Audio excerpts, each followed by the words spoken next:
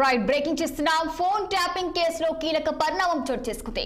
తెలంగాణ మాజీ SIB chief Prabhakar Rao లొంగిపోవడంతో case మరింత వేగం అందుకుంది.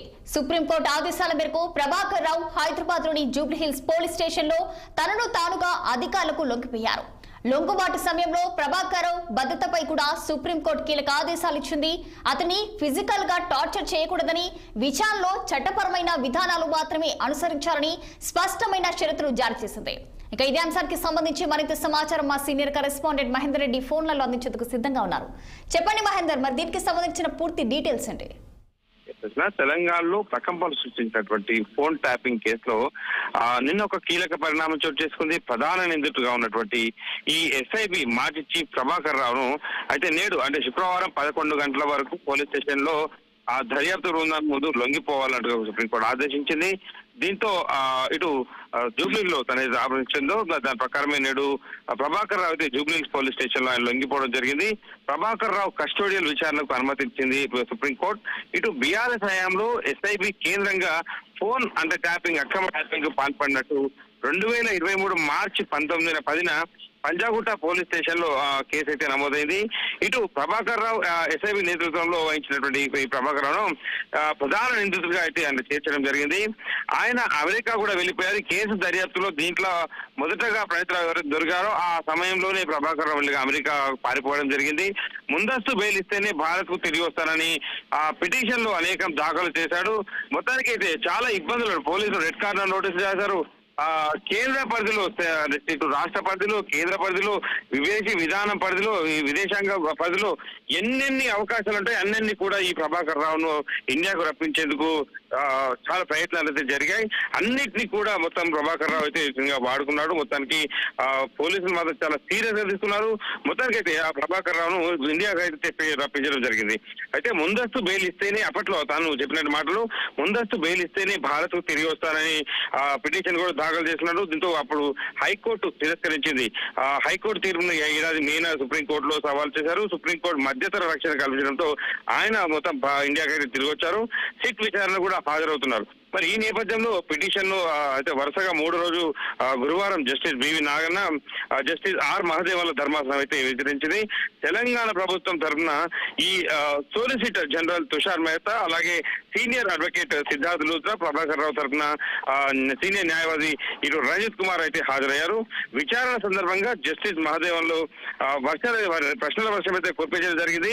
ప్రభాకర్ రావు అంటే నువ్వు చట్టానికి లోబడే పనిచేశానని చెప్తున్నారు. మరి దాదాపు 36 హార్డ్ డిస్క్లను మీరు తొలగించారు. అలా చేయమని మిమ్మల్ని ఎవరు ఆదేశించారు? మీరు ఎటువంటి తప్పు చేయనప్పుడు ఈ విషయాలను ఎందుకు చెప్పడం లేదు? ఇండియాకు రావడం ఎందుకు అంటే మధ్య ఎందుకు ఇబ్బంది పడ్డాడు? అలాగే ఈ పాస్వర్డ్ ఇవ్వమని మిమ్మల్ని అడిగిన ప్రతిసారి గుర్తు లేదు, మర్చిపోయానని నాటకాలు ఎందుకు చేస్తున్నావు అన్నట్టుగా కూడా ఆయన అడ్వకేట్ అయితే ప్రశ్నల వర్షం కురిపించారు.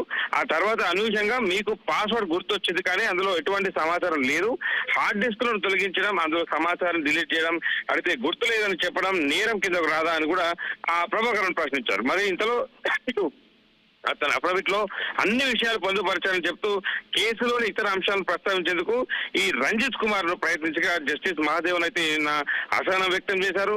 నేను మిమ్మల్ని ఒకే ఒక ప్రశ్న అడుగుతున్నా, హార్డ్ డిస్క్ లో డేటా డిలీట్ చేయమని మీకు ఎవరైనా లిఖిత పూర్వకంగా అధికారికంగా ఆదేశాలు ఇచ్చారా అని ప్రభాకరన్ ప్రశ్నించారు. అంటే దీంట్లో బీఆర్ అప్పుడు 10 ఏళ్ల పాటు బీఆర్ఎస్ అధికారంలో తన ఇష్టారాజ్యం చేశారు.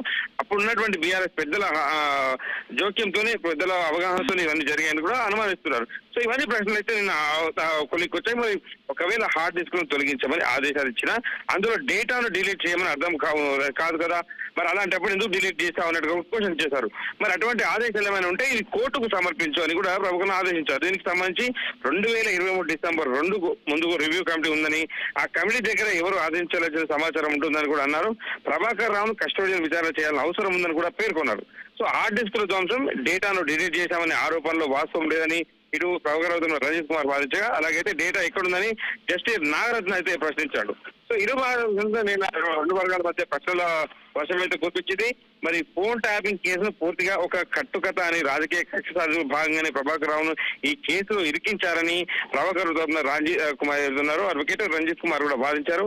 ఇది నిరాధారం కాబట్టి ఇతర నిందితులు A2 నుంచి A6 వరకు ప్రణీత్ రావు, భుజంగరావు, తిరుపతన్న, రాధాకిషన్ రావు, ఈ శ్రవణ్ కుమార్ లో ముందస్తు బెయిల్ లభించిందని కూడా రంజిత్ కుమార్ చెప్పారు. మరి ప్రభాకర్ రావు SIB చీఫ్ గా పనిచేశారు. వామపక్ష తీవ్రవాదానికి సంబంధించినటువంటి సమాచారం రికార్డ్ చేయడం విభాగం తన బాధ్యతను కూడా చెప్పుకొచ్చారు. అయినా ప్రభుత్వం ఆయనకు ఎప్పటినటువంటి నిర్వర్తిస్తున్నారు ఏదైతే ఆదేశాలు ఇచ్చారో అవే నిర్వహించడం కూడా తన అడ్వకేట్ చెప్పడం జరిగింది. సో రెండు కూడా నిన్న చాలా క్వశ్చన్లు అయితే వచ్చాయి. మరి మొత్తానికైతే తెలంగాణ ప్రభుత్వ ప్రధాన కార్యదర్శి నేతృత్వంలో ఈ JAD కార్యదర్శి న్యాయ కార్యదర్శితో కూడినటువంటి ఈ ఎఫెక్ట్ కమిటీ 2 నెలలకు ఒకసారి వామపక్ష తీవ్రవాద అంశంపై సమీక్ష నిర్వహిస్తుందని కూడా తను చెప్పడం జరిగింది. మొత్తానికి ఫోన్ ట్యాపింగ్ జరిగిందని కూడా ఇటు ప్రభుత్వ తరఫున అడ్వకేట్లు బట్ కుండబద్దరు కూడా చెప్తున్న పరిస్థితి. సో దీనికి మాత్రం ప్రభాకర్ రావు అడ్వకేట్లు మాత్రం జరగలేదని వాళ్ళు మాట్లాడుతున్నారు. సో మొత్తానికైతే సుప్రీంకోర్టు అయితే ఆదేశించినప్పటికీ ప్రభాకర్ రావు విచారణకు సహకరించలేదని, ఎన్నో నిజాలను వెలికి తీయాలని ఉన్నందున తక్షణమే తనను ప్రభాకర్ రావు కస్టడీ విచారణ అవసరమని కూడా ఇటు సిద్ధార్థ లూత్రా కోరడం జరిగింది. ప్రభాకర్ రావుకు విచారణ సహకరిస్తున్నారని, పాస్వర్డ్లను రీసెట్ చేసి ఇచ్చారని రంజిత్ కుమార్ కూడా వాదించడం జరిగింది. సో ఈ 2 డివైజ్ల నుంచి ఒకటి 19 GB, ఒకటి 25.9 GBల సమాచారం పోలీసులకు లభించిందని కూడా చెప్తున్నారు. మరి ఒక మొబైల్ అమెరికా నంబర్ వినియోగిస్తున్నందున రీసెట్ చేయడం సాధ్యం కాలేదని కూడా వాళ్ళు చెప్పడం జరిగింది. సో మొత్తానికి ఈ ఫోన్ సంభాషణ అంటే ఇది వర్గాలను ఎవరైతే ఇతర నిబంధనల విరుద్ధంగా ఇతర ఫోన్ సంభాషణ విన్నారని, హార్డ్ డిస్కులో సమాచారాన్ని తొలగించాలని, మరికొన్ని హార్డ్ డిస్కులు మార్చేశారని కూడా ఈ మధ్యతర ఆదేశాల్లో స్పష్టంగా ఉందని కూడా చెప్పడం జరిగింది. మరి ఎటకేలకైతే ప్రభాకర్ రావును జూబ్లీ పోలీస్ స్టేషన్ లో అయితే తను లొంగిపోవడం జరిగింది. Right, thank you for the updates Mahender.